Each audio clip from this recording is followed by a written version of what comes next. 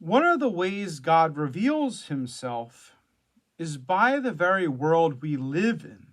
As we find ourselves in the mystery of creation, living off the land and working with one another in this world. It is in creation where we discover the beauty of the Creator present, where we find ourselves gazing upon the beauty of a snowfall or even the dawning of the spring, where we realize the whole world was created for us and our good. In fact, one of the things that grace does is it enhances our vision to see God with us and see everything in view of God, where we gaze upon the beauty of the world and we give thanks to God in our very soul. The world draws us into a deeper relationship with God and into a deeper love of God. For we never see the world apart from Him, even in the midst of disasters.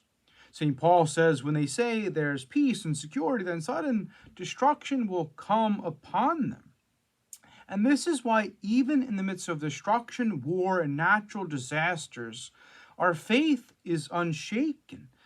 Because we understand these come from the fallenness of our world and the sinfulness of humanity, but they cannot touch our relationship with Christ. This is why St. Paul also says, who will separate us from the love of Christ? Will affliction or distress or persecution or famine or nakedness or peril or the sword? He realizes this real union with Christ that cannot be severed but by mortal sin. And in his very holiness, he knew he was united to Christ, and Christ was united to him. This is what gave him confidence in the midst of a world tainted by sin and death, and seeing all the strife around him. For sometimes people only look at the bad things and never see the good things, and sometimes it's vice versa. But it is through recognizing God is with us through it all. And he's ultimately leading us toward eternal glory where the soul finds peace.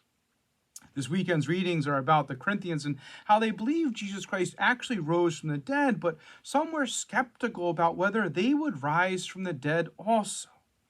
And St. Paul had to correct them and help them understand that just as Jesus Christ rose from the dead, so will the Christians who are united with him in love and charity.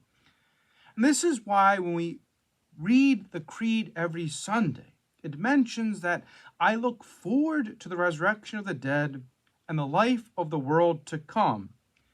Yes, there is a world to come, and it is the reason we seek to make preparations now by how we live our lives.